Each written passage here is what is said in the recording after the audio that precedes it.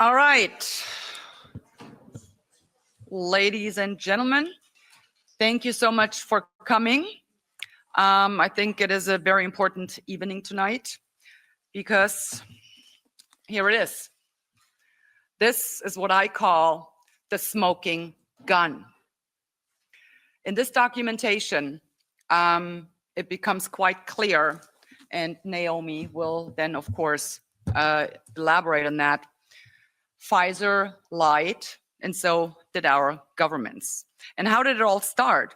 It started pretty much out by something called the Freedom of Information Act, and requiring Pfizer, respectively the FDA, the Federal Drug Association, or Food and Drug Administration. Food and Drug Administration of the United States, to release these Pfizer papers, and Pfizer, respectively FDA, then not wanting to do that, petitioned a court, and they wanted the judge to allow the FDA to keep the papers under wraps for 75 years.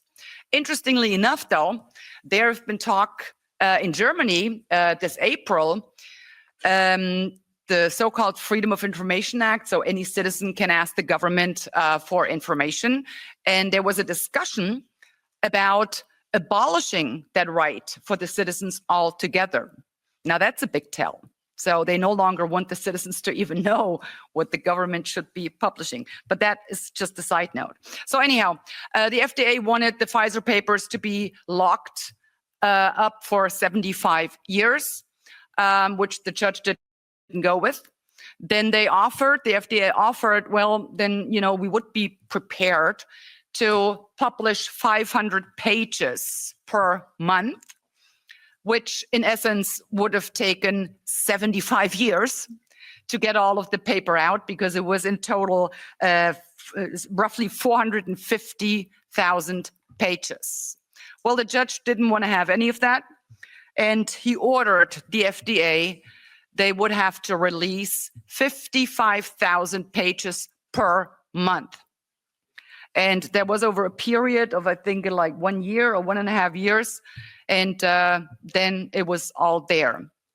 And then our very honorable guest tonight, Dr. Naomi Wolf, your concern was that it would just be lost in history, as you said earlier, because there is no way that layman can sift through 450,000 pages of highly technical information. So what Naomi managed to do was to gather, how many? 2,000, 3,000? 3,500. 3,500 volunteers globally sifting through that information and putting all of the information together for everyone to see and everyone to read. Like I said, it is the smoking gun. We have the information. And I just remember today, and I actually looked it up, it was on July 25th of 2022. I made a public comment in an event like this, and I will read to you what I said 3 years ago. This mRNA campaign will go down in history as the biggest medical scandal ever. And moreover, it will go down as the biggest crime committed against humanity. Back then, anyone could have known if he wanted to know. All you had to do was go through the adverse event reports in the United States, and you would have found out that within the first 7 months of the rollout of the mRNA injection, there were 20 times more serious adverse effects, and there were 23 times more deaths reported than of all of the other vaccines combined ever since they have been rolled out in the 70s. I repeat, 7 months of mRNA injections, 20 times more serious side effects and 23 times more deaths reported than all of the other vaccines combined in a period of 30 years.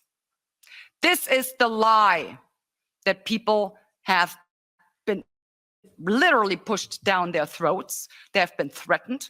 They have been ostracized. They have been criminalized. I mean, you name it. That went on. So it was particularly interesting that I made this comment 3 years ago, and I read it in your book. In the very first pages, Naomi, you said the very same thing. And yeah, I stand by that comment, and I will be repeating it for times to come. So anyway, but you didn't come here to listen to my boring remarks here. I'm pretty much sure you came all to see and hear and listen to Dr. Naomi Campbell. Thank you. Oh, can you imagine? Great, isn't it great? Dr. Naomi Wolf, of course.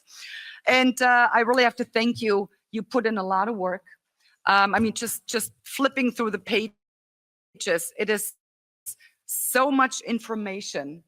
But to compile it and put it together for laymen to understand and read, to really understand the massive lie that we have been subjected to.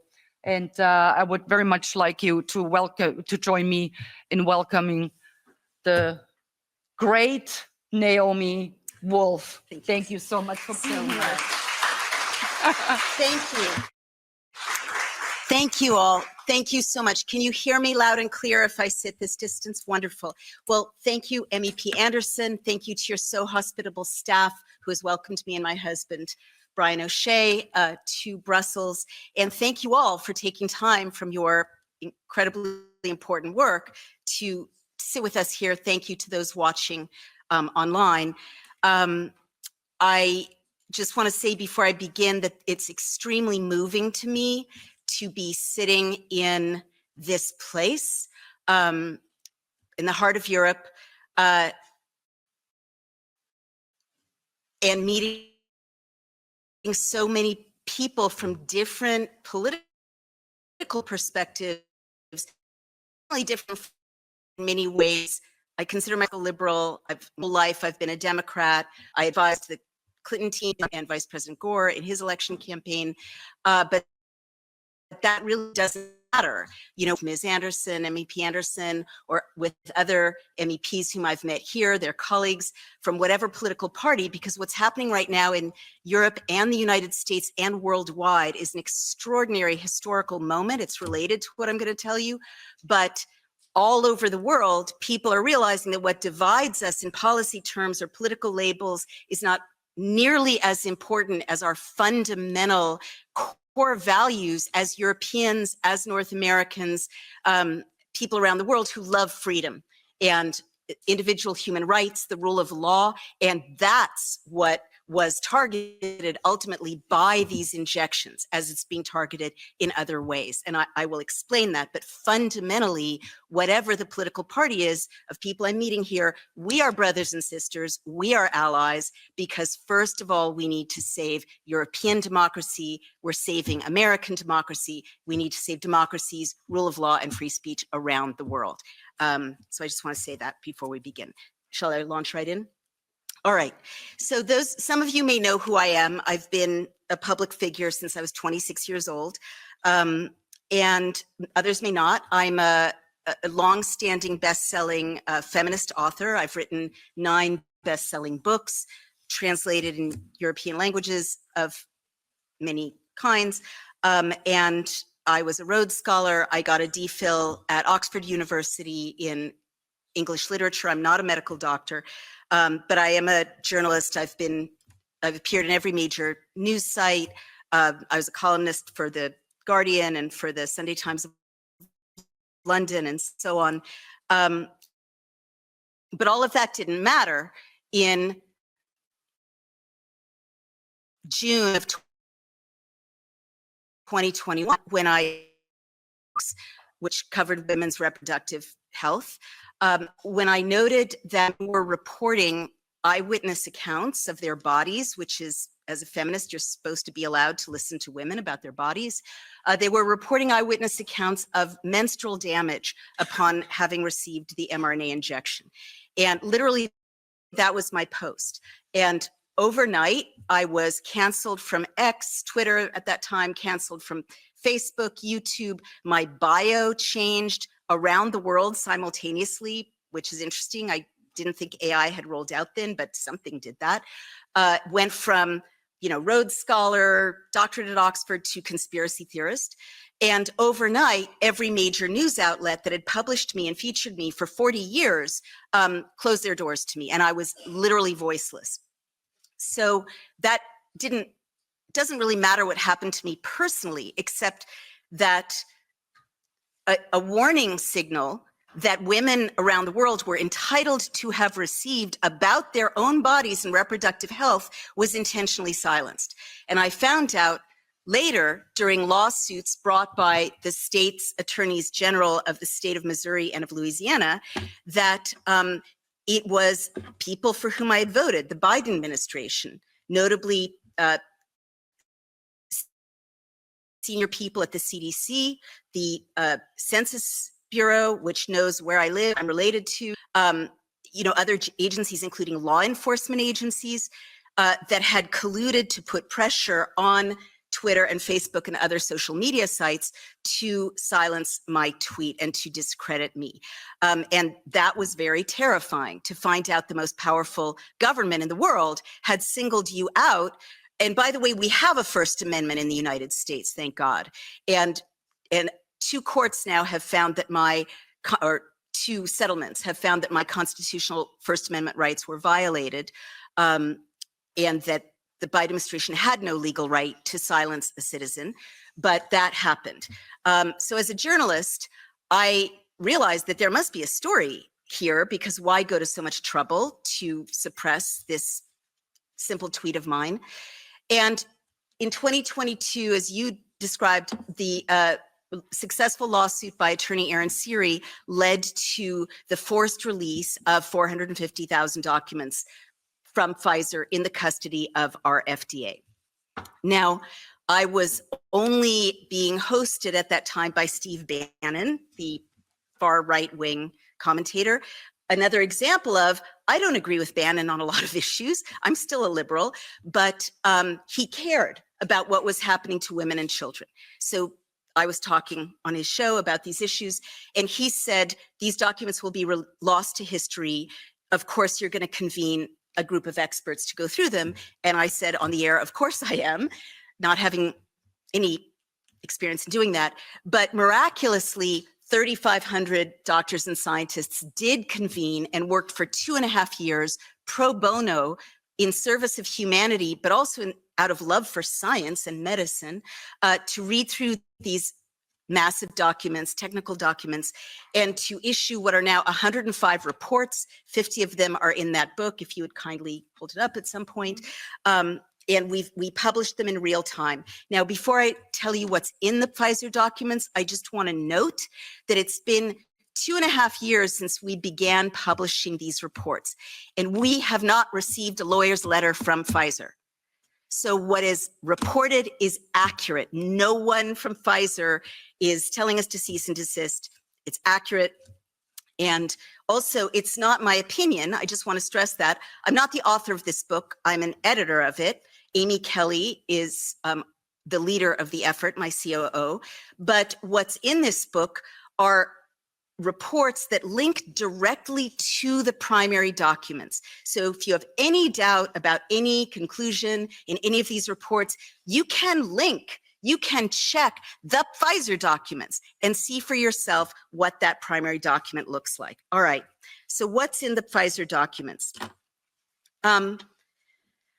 First of all, and I think this is very important for you as MEPs, Pfizer knew a month into the rollout into the public of this injection, so November of 2020, that this vaccine did not work to stop COVID. And I want you to process that and absorb that. It means that everything that followed, the mandates, the lost jobs, the businesses that had to close, the children not allowed to go back to school or university if they didn't take the shot, right? The armed forces compelled to take the shot, the pilots compelled. All of that followed, the two-tier society, the suppression of liberties, was predicated on a lie. It didn't stop COVID, concluded Pfizer. The efficacy and vaccine failure. And the most common side effect of getting vaccinated is COVID. So everything that followed was a lie. Second, they knew that the injection did not stay in your deltoid. I'm sure that Europeans, probably through the EMA, the European Medicines Agency, like our FDA, or other public health entities, told people here, if you have side effects, it's likely to be chills, fever, a little fatigue. You may need to lie down. No, Pfizer knew that and they said that the materials stay in the injection site. They knew that was a lie. In fact, in the Pfizer documents, there are charts showing that the materials, the spike protein, the mRNA, the lipid nanoparticles, which is a petroleum byproduct, rather polyethylene glycol, a petroleum byproduct surrounding lipid nanoparticles, and industrial fat, they didn't stay in the deltoid. They biodistribute within 48 hours, and they leave the injection site and biodistribute to major organs throughout the body. They cross the blood-brain barrier. You may have noticed personality changes in some of your loved ones who took this injection, but they also accumulate in the liver, the adrenals, the spleen, the lymphatic system, and if you're a woman, they accumulate in your ovaries. And so this is an industrial fat accumulating in women's ovaries, right? So the first injection accumulates in your ovaries. The second injection, more accumulates in your ovaries. Our experts could not find any mechanism whereby this material left the body, male or female. So by the first booster, people are already reporting when they do surgery on vaccinated women that they're fully blocked ovaries, okay, as well as other kinds of damage. Pfizer knew that. Pfizer knew that they had to hire 2,400 full-time staff in order to process the reports of serious adverse events they were already starting to receive. And indeed, within the Pfizer documents, it's a 3-year period of time, end of November of 2020 to February of 2021.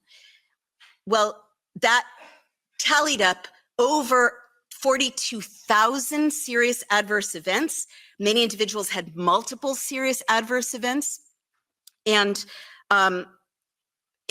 just an overwhelming number of side effects that were not fever and chills, but in fact, things you were not told about. So the number one side effect in the Pfizer documents is something called myalgia, which is muscle pain. How many people do you know who just feel bad?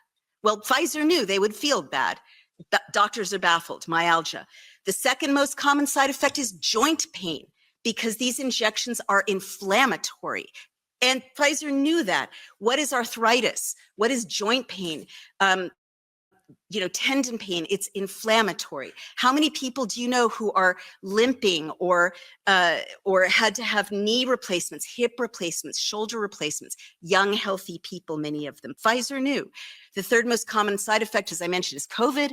But after that, there is a catastrophic industrial scale tallying of horrifically serious side effects, notably heart damage, myocarditis, pericarditis, problems with the aortas, a great deal of blood damage, thrombotic thrombocytopenia, blood clots, lung clots, leg clots. These lipid nanoparticles create clotting in the body. Everyone knew that about lipid nanoparticles before this mRNA, who worked with them. Florid neurological events. Our experts found that the lipid nanoparticles strip the myelin sheath from nerves, which is how electricity is conducted in a nerve impulse. So of course you're getting tremors. How many people do you know who now have tremors? You're getting Guillain-Barré, you're getting dementias, epilepsy-type seizures, horrific neurological events, and also autoimmune disorders of all kinds, lupus-type disorders, because now we know these injections damage the immune system. Also things that would surprise you, a huge amount of eye damage, blindness, eye damage of all kinds. And in addition to all of these side effects, miscarriages, I'll get into the reproductive damage, 1,200 deaths in 3 months. And these are not statistically random people who happen to have died. They were old, they had prior conditions. 1,200 deaths that doctors let Pfizer or the authorities know needed to be recorded because there was some causality they were concerned about. Other smoking guns, you call this the smoking gun. 2 of our reports show, in my view, causality. Half of the liver and the stroke serious adverse events took place 48 hours after the injection, including deaths. Pfizer knew this. Okay. Pfizer knew by April of 2021 that minors were being injured by this vaccine, specifically myocarditis and pericarditis, heart damage. Never before have we had healthy young people dropping dead on planes. But what Pfizer knew was that 35 minors had sustained heart damage. Indeed, one of the most scandalous things that our work has surfaced is that the FDA knew, the CDC knew, Dr. Walensky knew by April of 2021. The Israeli Ministry of Health was trying to tell the CDC and the Biden administration that minors were having their hearts damaged.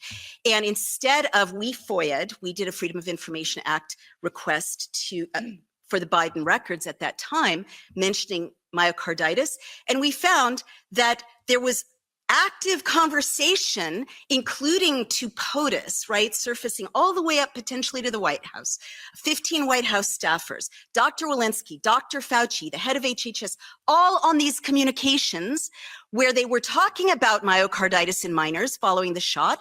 But instead of saying, we have to pull this, we have to tell the parents of America, and by extension the world, that they must save their children and young adults from this risk, they were deciding how to spin a cover-up, and they issued a 17-page document that even after the FOIA is completely redacted, which was a script that they used to spend the next 3 months of summer telling parents to get their minors injected.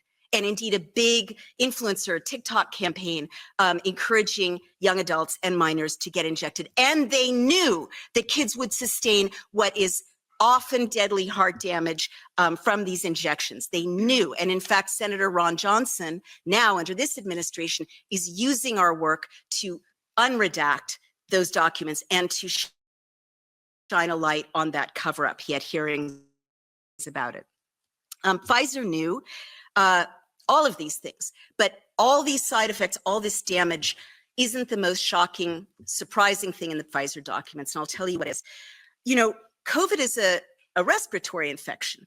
So you would expect a lot of information in Pfizer documents about lungs, about oxygen levels, about mucous membranes.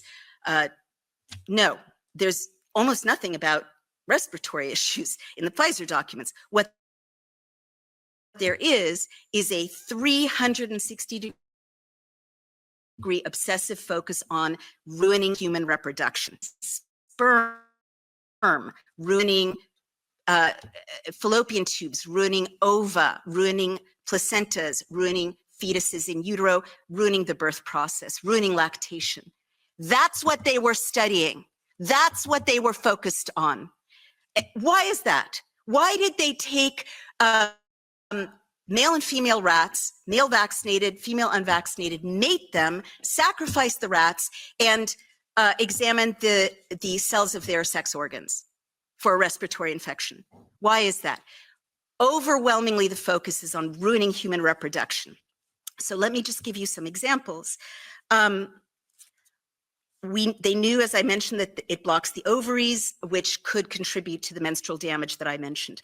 But they also knew, as I mentioned, that the lipid nanoparticles, which are designed to cross every membrane in the body.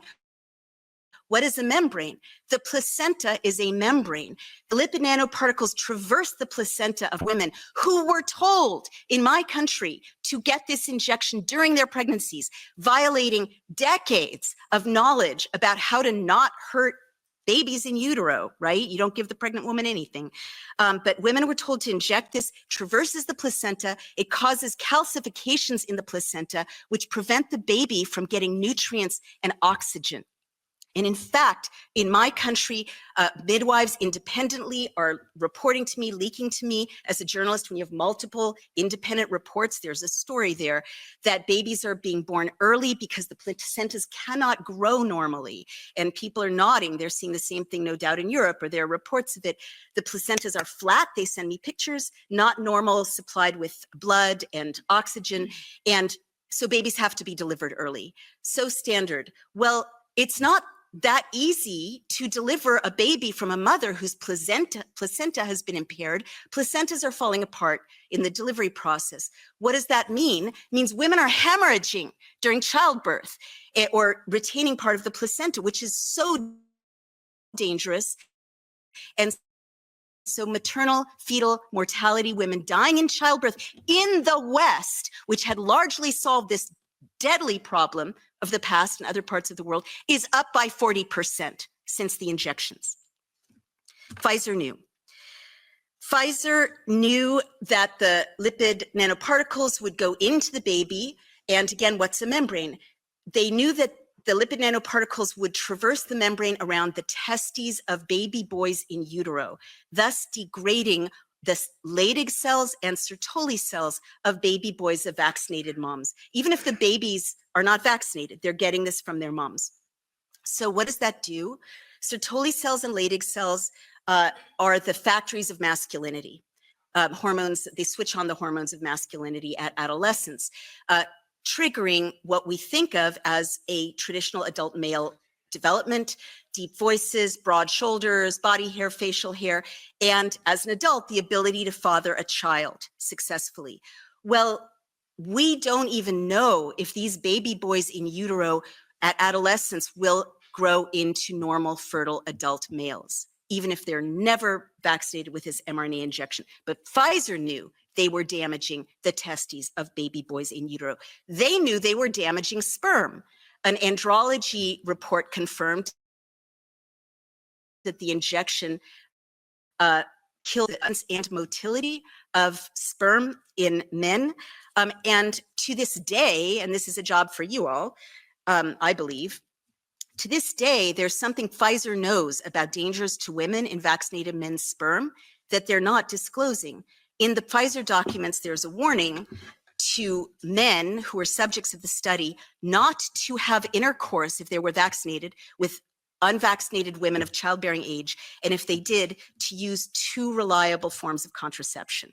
2, Pfizer defines exposure to the vaccine as including, right, shedding is supposed to be a conspiracy theory, as including skin contact, breath, and body fluids, such as semen.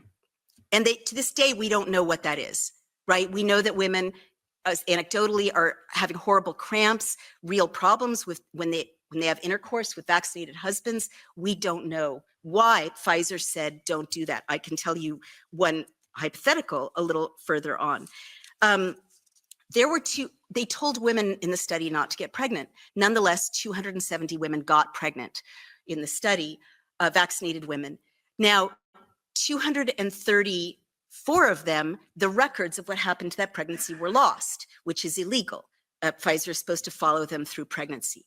However, of the 36 women who gave birth, over 80% of them lost their babies. Over 80%. Pfizer knew that. One of the most chilling things in the Pfizer papers is something called a pregnancy and lactation report. And I'm feeling like the heaviness in the room, and I empathize. You know, this is very dark news, but I also want to say there's a lot that can be done, and you all are in a beautiful position to do it.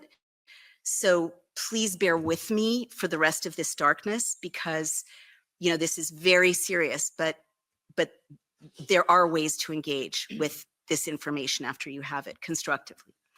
The Pregnancy and Lactation Report is an 8-page document that was prepared specifically for the White House and given to Dr. Walensky, to the FDA, to the White House in April of 2021. Now, I am the daughter I'm the daughter and granddaughter of immigrants, but I'm the granddaughter of 2 people who lost 8 siblings in the Holocaust. And that's why I'm sitting here with you today, because if that wasn't part of our family's history, I wouldn't understand so clearly the importance of raising these warnings and calling attention to these atrocities. I've written about, and I know it's illegal in Germany, too bad. I'm going to use my American free speech. I'm in a free place. I've studied deeply the history of Nazi medicine. As a result, when I saw the Pregnancy and Lactation Report as a Jew and as the granddaughter of people, part of whose family were wiped out by them, this was a very chilling and recognizable document. It had charts, very scientific, neutral, careful chart. Even superficial students of history, you know why I stress that. These careful charts show horrific damage to women and babies in the Pregnancy and Lactation Report. There is a chart showing menstrual damage to tens of thousands of women, 15,000 women bleeding every day after being injected, 10,000 women having 2 periods a month, 7,500 women having no periods at all, meaning they're totally infertile, 10-year-old girls bleeding upon being injected, 85-year-old women bleeding upon being injected, women hemorrhaging, women passing clots, you know, lives ruined, and certainly fertility ruined. All of it documented meticulously by Pfizer in the Pregnancy and Lactation Report, which went to the White House and to Dr. Rochelle Walensky and the FDA. I'm quite sure if you investigate, you will find comparable charts that went to your leaders across Europe, because they were all on the same page. But I'm getting ahead of my story. Also in the Pregnancy and Lactation Report is a chart showing that they experimented on babies and they knew it, and they experimented on at least 3 babies to death, okay? This showed that babies who were nursing from vaccinated moms, these ones had vomiting, and these ones had edema, which is swollen tissues, and these ones had fever, and these ones had failure to thrive. They couldn't gain weight. These ones were inconsolable. I can never get that out of my head. One poor baby went into convulsions after nursing from a vaccinated mom, and then was rushed to the ER and died after multi-organ system failure. Her whole system shut down. What did they know? What is breast milk made of? I learned this in this process. It's made of out of the building blocks of lymph and blood. And so the lipid nanoparticles, the polyethylene glycol that are in the blood and lymph of vaccinated moms are turning into poisoned milk that is poisoning their babies. And Pfizer knew it. And to this day, the women of Europe don't know it. The women of America, for the most part, don't know it, unless they happen to have heard me or come up on this book. And so they're so at risk. And nursing, which is such an important part of human development and bonding and the immune system, has gone from 34% of all babies and moms to 14% of all babies and moms. And babies' first experience, I think we're going to see the damage of this in a generation, of human intimacy is poison, is poisoned nourishment now. And they don't have the words to say it to their moms or dads. But Pfizer knew. So this went to the White House, and 3 days later, on April 23rd, 2021, Dr. Rochelle Walensky, a mother, I should note, gave a White House press conference to the people of my nation, saying, with this in hand, there's no bad time to get your COVID mRNA injection before you get pregnant, during your pregnancy, or after your baby is born. She said that knowing this. Lastly, in the pregnancy and lactation report, 2 babies died in utero, and Pfizer concluded that they died due to, quote, maternal exposure to the vaccine. So Pfizer knew that they were going to kill babies, that they were killing babies, and put them at risk. And fast forward, because I need to reach some of the conclusions of my talk. This is very predictable, what would happen. We're now 4 years after the rollout of this injection. And this book will show you this 360-degree attack on every aspect of human reproduction. Well, Igor Chudov, a mathematician and commentator, has analyzed government databases from about 20 different nations, including European nations. And vaccinated nations have lost 13 to 20% of their live births have dropped by that amount. And he calculates that in Europe, there are 1 million missing babies. We analyzed the government data from Canada, another terrible drop in live births. And now there was a big study from the Czech Republic, I believe, that also showed a dramatic drop in live births. And other studies are confirming what we began to publish in 2022, that vaccinated women are losing their eggs. They don't have the fertility of unvaccinated women. So this happened. This happened. And in spite of every effort, people who tried comprehensive suppression of this could have saved so many lives. I was just in Iceland. They are not at replacement levels for their own population. They now have 1.5 live births for every couple of 2 Icelanders. Icelanders will be extinct over time, God forbid, unless this can be reversed, unless we can study and treat the infertility that Pfizer and their allies brought about. So to conclude, because I know we need to take questions, why I have concluded very reluctantly that we can't attribute these horrors to, corporate greed, people moving too fast. If someone tries to tell you that, they're lying, right? If it was corporate greed, then month 1 or month 2 of seeing these deaths and side effects, Pfizer would have pulled, and your authorities would have pulled, Britain's authorities would have pulled, Canada's, Australia's, this technology. But they didn't. And by the way, lipid nanoparticles have been known to damage human fertility since 2017, and they chose to use them anyway. No, you can't conclude that this is an accident. You have to conclude, since year after year after year unfolded, knowing this damage, that Pfizer knew, your elected officials knew, your public health authorities knew. This is my speculation. I await an investigation. Our public health authorities knew, our elected officials knew, the FDA knew. There was collusion at the highest levels to make this happen. I'd love for it to be an accident or corporate greed, but it isn't. It is a mass murder. And again, I say this deeply knowingly, as a Jew, as the granddaughter of Rosa and Joseph Wolf and all of their lost brothers and sisters. This is the greatest crime against humanity in recorded history, just numerically, because billions of people have been injected with this. So I will end by telling you why I believe it's a bioweapon, and that it was deployed, in effect, to reduce Western populations and influence. Number one piece of evidence is research I did that found that in 2021, there's an SEC filing, the Securities and Exchange Commission in my country, which is BioNTech, which is the subsidiary of Pfizer that produced this mRNA injection.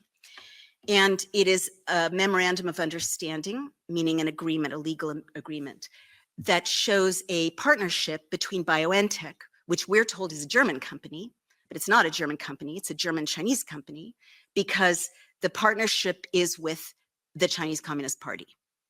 The partnership is with Fosun Pharmaceuticals, which is one of the biggest pharma companies in China, and you all know, in any major company in China, is the parts. Most of them create 1 billion doses of this injection for internal consumption. They use a different injection in China. They manufactured 1 billion doses to Western Europe and North America. And in the SEC filing, it specifies that the IP, intellectual property of the injection, is to be transferred. It doesn't say to a Chinese individual. It doesn't say to a Chinese company. It says to China. So since 2021, if you're taking an intervention that was formulated, manufactured, packaged, distributed by people who have stated that they want to be the world's hegemon by 2049, 100 years after the independence or the establishment of Chinese communist rule, and who have made war on the West in many other ways. And I don't think they're working alone. I think, you know, there's alliances at levels that we can discuss, but just from my knowledge that our enemies are making this injection.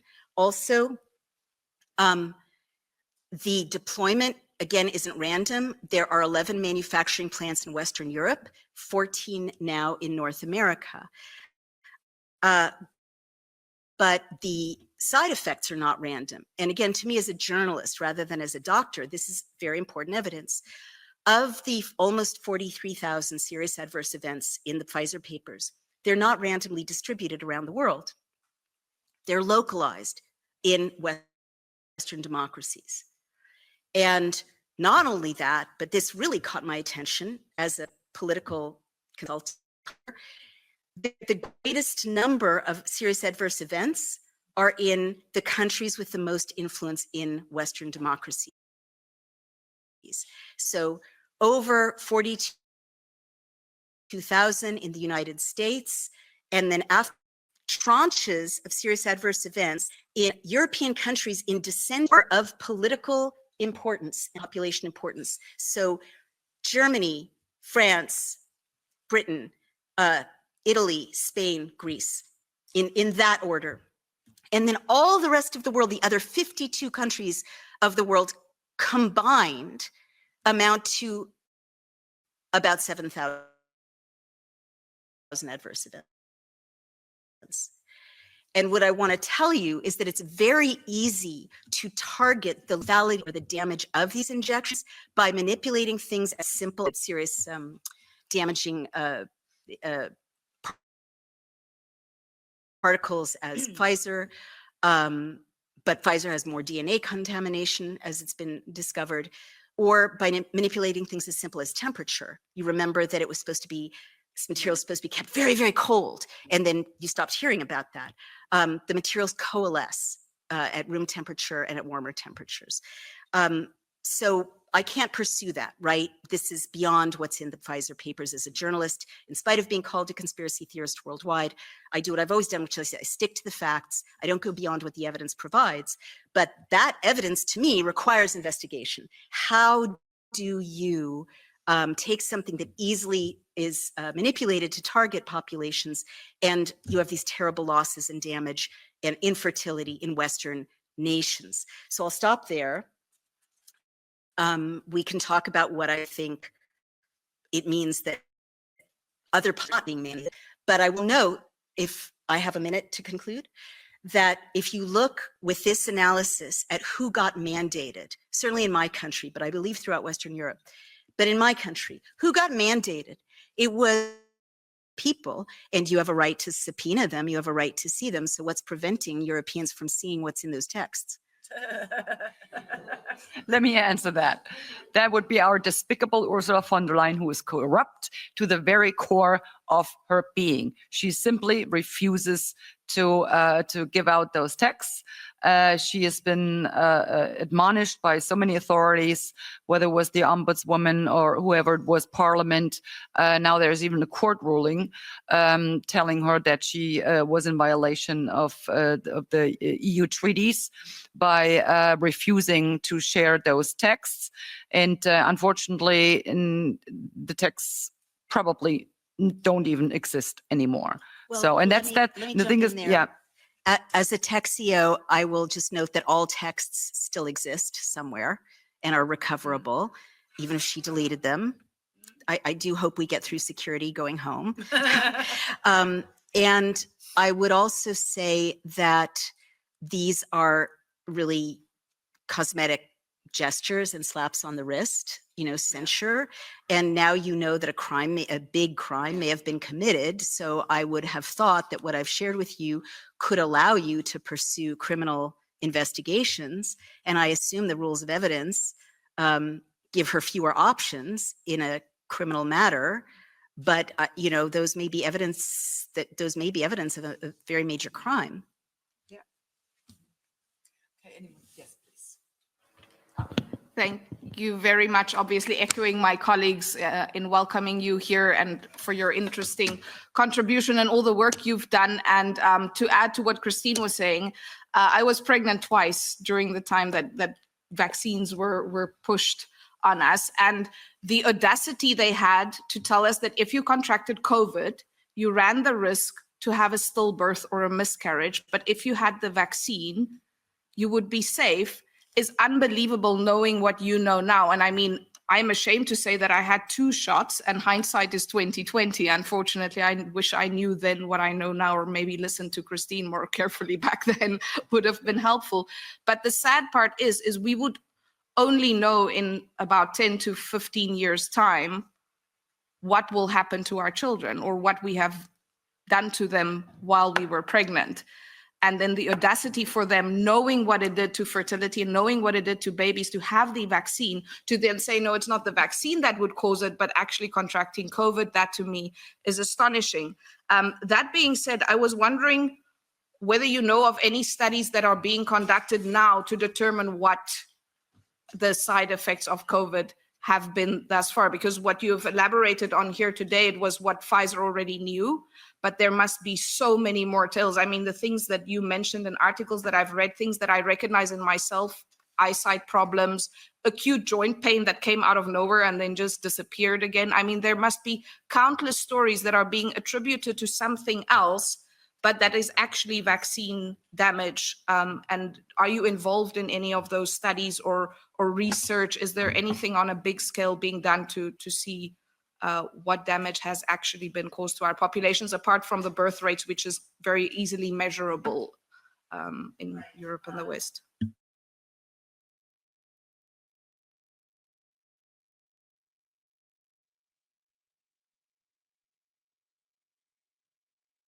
So sorry.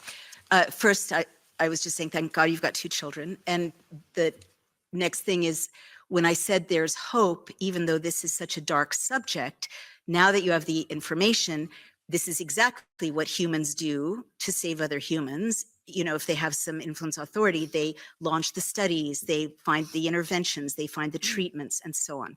So I never ever thought in my life I would say thank God for President Trump and RFK Jr., but here I am. Because we have RFK Jr. running HHS, we are likely to start getting what he calls gold standard science. And I still think there's huge pressure on him not to look at damage from the COVID injections, but he has been like one of our biggest drugstore chains has stopped giving the COVID injection because they don't have a recommendation from RFK Jr. CDC. So those are things that are good, that are happening. In terms of other studies, it's difficult because pharma funds so many universities and so many studies and scientists. But if you look in the NIH database, you will see that there are peer-reviewed studies. Our team actually published a peer-reviewed study showing some of the side effects from these injections. And so it's more and more fully documented. I definitely want to echo what you're saying. I personally know anecdotally so many people who are suffering what I know to be mRNA injection injuries, and they have no idea, and their doctors don't tell them. and I'm sure that's happening in Europe. And we have to change that so that doctors can have some idea of what they're looking at and can treat people accordingly. And the last thing I want to say, it's very vestigial, we are not funded to do studies. That's not something we have the capability to do. I'm sure you guys can influence funding. Certainly, you know, funders at HHS are influencing funding for studies now. But I do want to say two of the huge takeaways are inflammation and circulation. So anecdotally, what I tell my loved ones is that everything you can do to detoxify, to support your lymphatic system and to support your circulatory system, and also to engage in an anti-inflammatory lifestyle is going to help your body deal with, I'm not going to say process and eradicate, but deal with the damage from this injection. And I know that's very primitive compared to the sophistication of this harm, but I think, you know, with more studies, real medicine can build on real treatment, real science can see what real cohorts look like. I do want to say something to this question, though. You said, how can we ever trust them again? In the United States, trust in public health has completely collapsed. And I know anecdotally, vaccinated people, unvaccinated people across the political spectrum who are doing everything possible to never see a doctor or go to a hospital again, an allopathic doctor. The good news is there's a booming, you know, integrative medicine, taking the best of allopathic medicine and other treatments that we know are not so harmful in America. And I'm sure that that's happening in Europe and all over the world. But this is a crisis, right? We need to be able to trust our doctors and our hospitals, but they have to earn our trust. Okay. Yes, please. Thank you very much, Hi. Dr. Frederick first, and then you, Brian. Okay. Okay, Sorry. thank you. Thank you very much, Dr. Wolf, for your speech. Thank you. Is it me first or is it? Yeah. Okay. No, just you. In France, we have a Minister of Health, Mr. Rousseau. He went on national radio and he said these vaccines were safe and effective and there were no side effects. Go and get injected. As a journalist, I actually filed a lawsuit against him. I was actually thrown out of court because I did not have any right to act. At the end of the day, this is part of trust. You've just mentioned trust. If we can't trust the politicians for what they say, if we can't trust the judicial system, what, in your views, are the recourse we have as journalists in order to ensure that truth is being said, or at least what scientific truth we have, and what remedy can we get? Sorry, you're asking as journalists or citizens? I would say I'm a citizen journalist. Right. Well, I'm And a not politician gonna, as well. you know, I'm not going to sugarcoat my response. Journalism in Europe and Britain is in a catastrophic state, right? And it's difficult to get access to the truth. It's difficult to produce the truth. You get censored in many areas when you produce the truth. It's difficult to make a living producing the truth.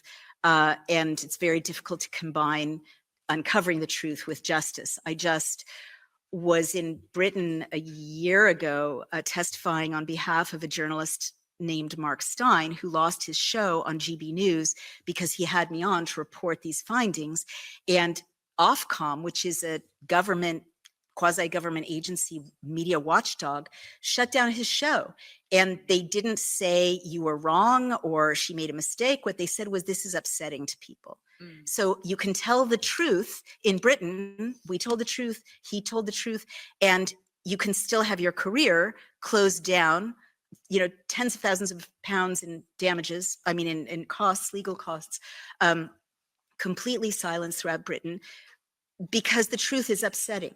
Like, so this is why I'm so moved to be here. You know, Europe invented free speech. Britain invented and developed freedom of speech and laws to protect free speech. And so I'm not here talking just about an injection that went bad. I'm talking about the essence of liberty itself in Europe, of which this is just one symbol.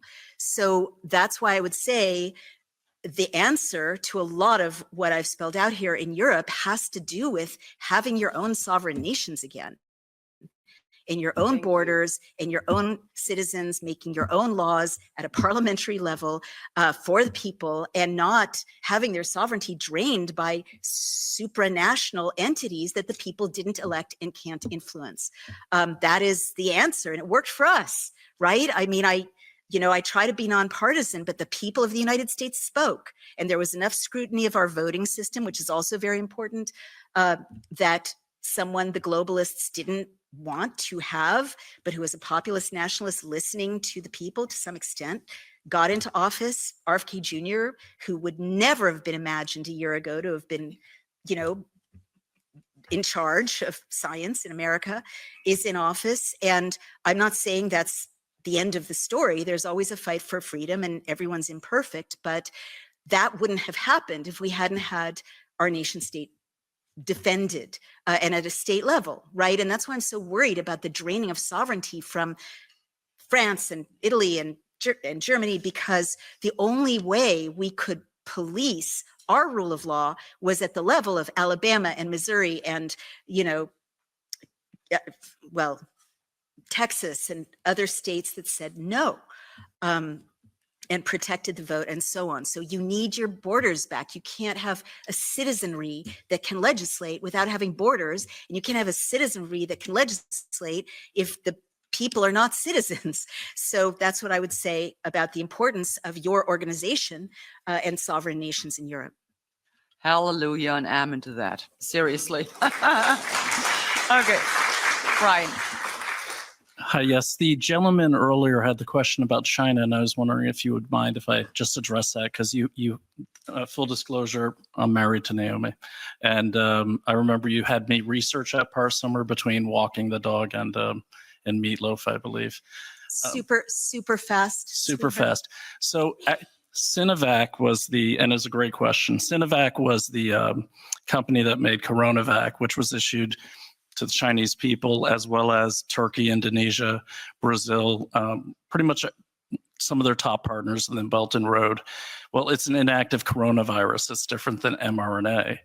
What's telling about that is Fosun Pharmaceuticals is an offshoot of Fosun International, one of the biggest Chinese companies out there, who actually makes, I believe, most of our vaccine.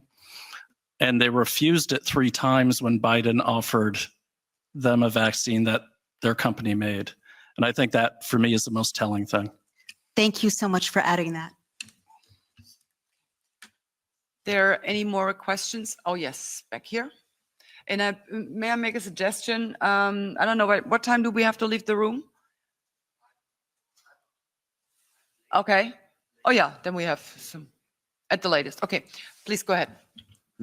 Thank you for giving all this insightful information and personal risks you've had to take to do all this. Thank you. And I wanted to ask you if you could give us further information maybe on how the vaccine links to dementia, because a lot of older people, maybe even those in our families, for example, my grandmother, have suffered in dementia from dementia ever since taking the COVID vaccine.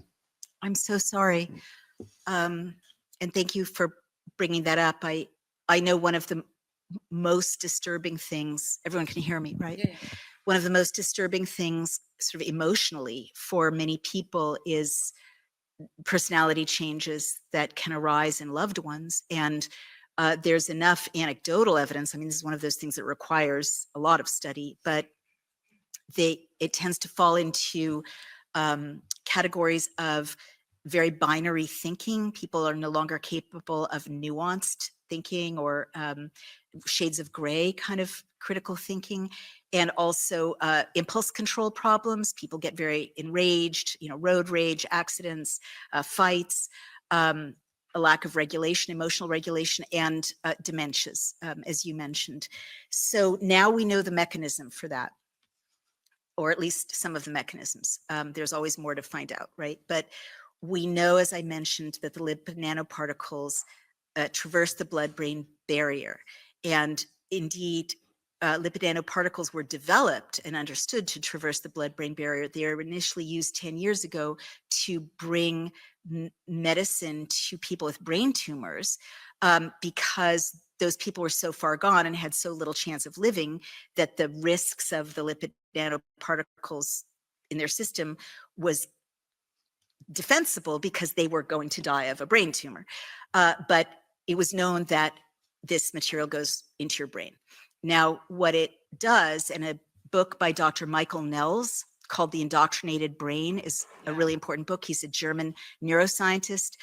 He points out that the combination of propaganda, repetition of messages while people are in a state of fear actually damages and rewires the brain, and also that there's this actual brain damage from the injection, specifically destroying or damaging the prefrontal cortex, which is where impulse moderation takes place, where we don't say, terrible things to our loved ones, even if we're thinking them, and also where memory. One of the most disturbing things he found is that people with a combination of this rewiring through propaganda and the actual brain damage lost their memories of themselves, right? And it was replaced by the propaganda, so that when you challenge the propaganda, you've seen people storm out of the room when you say, well, let me show you this data that contradicts what NPR is saying. That's because you're not just challenging their knowledge base, which people used to be able to handle in a debate, but you're challenging their sense of self itself, because their brain has been rewired, essentially. So I think that's really worth noting. I don't know what happened, obviously, in your grandma's case, but there's so much dementia and Alzheimer's type damage in the Pfizer documents that it's just understandable. These lipid nanoparticles damage the brain as they circulate through the system, crossing the blood-brain barrier. And that's why, again, study is so important, because what you've got, among other things, is an inflamed brain. You've got brain inflammation from the lipid nanoparticles. And so if you can engage in anti-inflammatory treatments that could help heal some of this, there can be, trauma-based interventions that can help with the way propaganda rewires the brain. In effect, you can possibly rebuild the myelin sheath of the nervous system, which helps all impulses travel through the nervous system. But those are things that it takes political will, as well as institutional will in universities and labs and so on, to deliver. So that's the best I can do. And I'm really sorry that happened to your grandma. It's funny that you should mention Michael Nels, because believe it or not, my colleague Gerald Hauser from the group The Patriots and we hosted him just before the summer break. So yeah. Okay, are there any more? Yes, please. Yes, maybe one more question. Thank you so much for what you have said about Europe, because that's exactly what we are fighting for, Europe of sovereign nations, which implicitly means a Europe of liberty and freedom. And thank you so much also for your tremendously important work. My question refers to some of the last words of your talk. You said never again, it should happen never again. So what is your judgment on the political attempts to change this policy forever and to never let happen it again? Like in the US, you are a bit luckier than we are at the moment in Europe, where especially with your Minister of Health, I think you mentioned him before, Robert Kennedy Jr. We all know, wants to get rid of all these criminal policies, but as we see, the forces of darkness are striking back. And just today, I read that there is a pressure campaign to move him out of office, to remove him. So, what is your prediction on this? Is this possible for the dark forces to gain this power again, to remove such an important figure like Robert Kennedy? when all these things have come to light already? Is that possible? Is that thinkable? Or do you think there is a revolution going on which will not be reversible again? And and it's a matter of time that this will end forever. Yeah. Thank you. So what I would say is it depends on the American people if the forces of darkness prevail, just like it depends on the people of Europe if the forces of darkness prevail here. And what I mean is, and this definitely comes from my life as a White House spouse back in the Clinton era, and also as a political consultant to the Clinton team and to the vice president at that time, Al Gore. Even though it was some decades ago, the pressures remain the same. For any administration, you can have the best administration in the world, and the pharmaceutical lobby is so powerful in the United States. They pay, they fund the left and the right. They fund senators and congresspeople in the Republican Party and in the Democratic Party. I mean, Bernie Sanders, who is a Marxist, gets so much money from the pharmaceutical lobby. So it is going to always be a fight. And just getting people elected doesn't solve the problem, right? The campaign is day by day, as you all know. But what I would say is that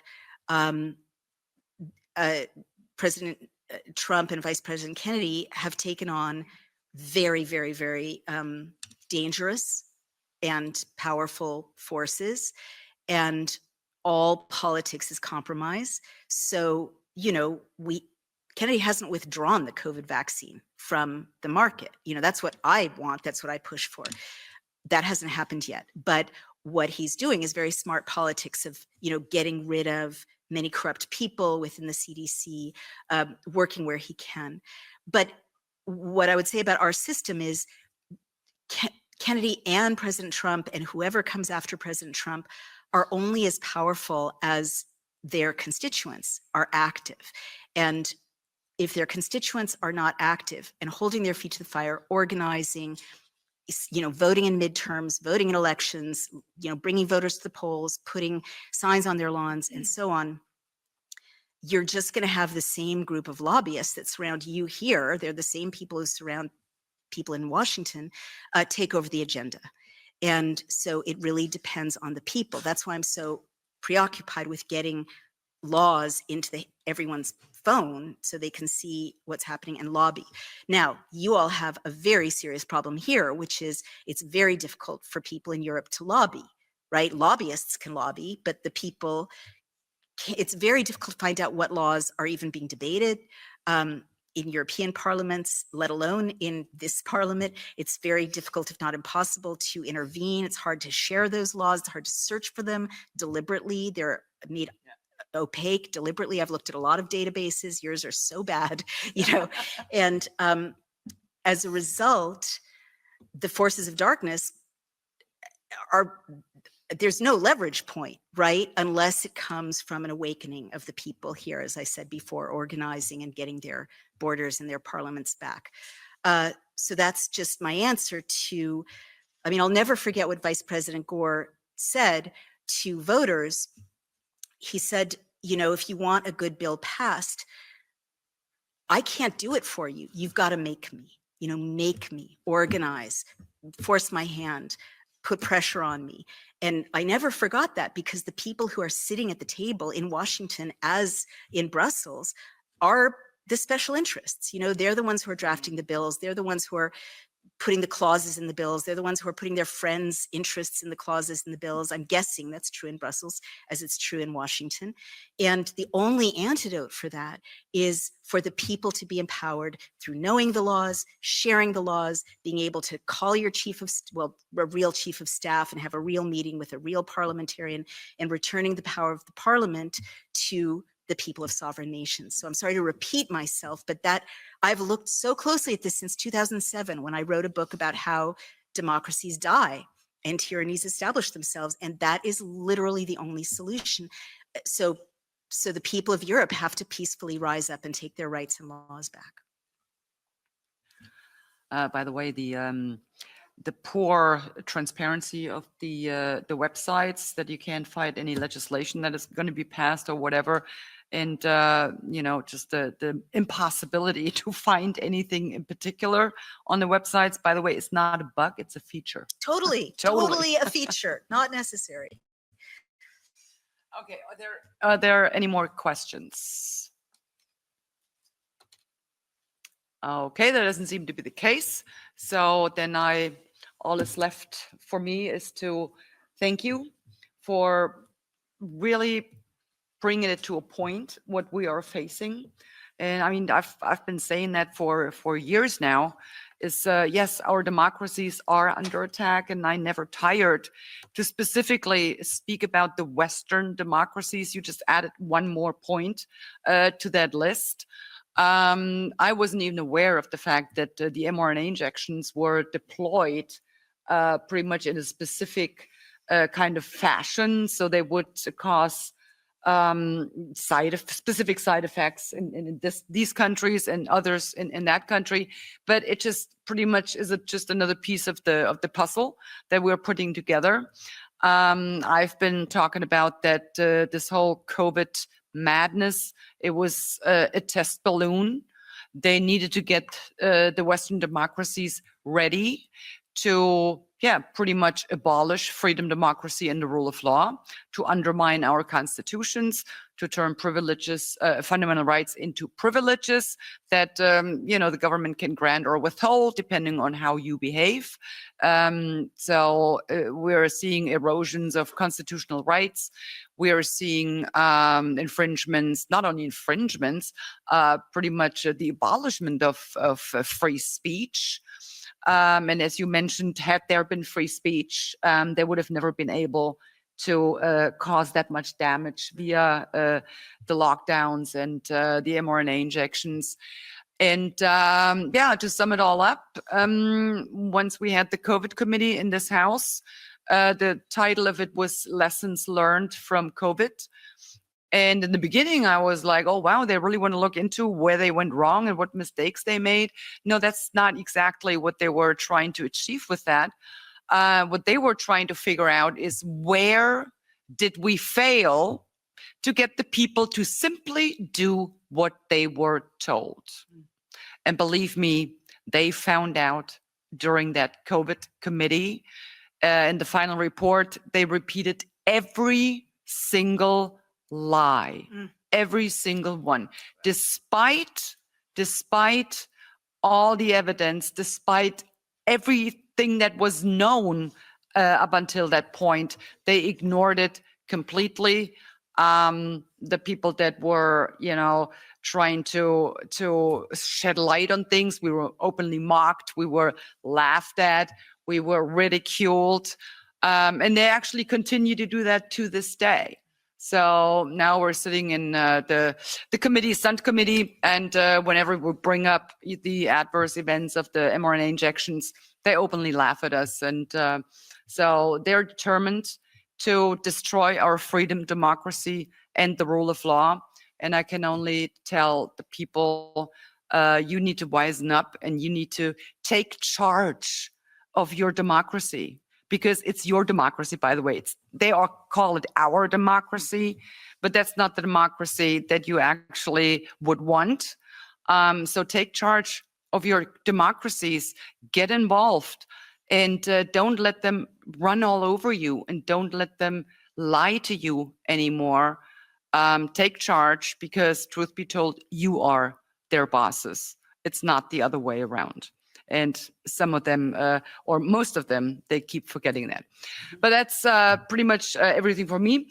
Once again, thank you so much for coming here. It was very enlightening. It's very interesting.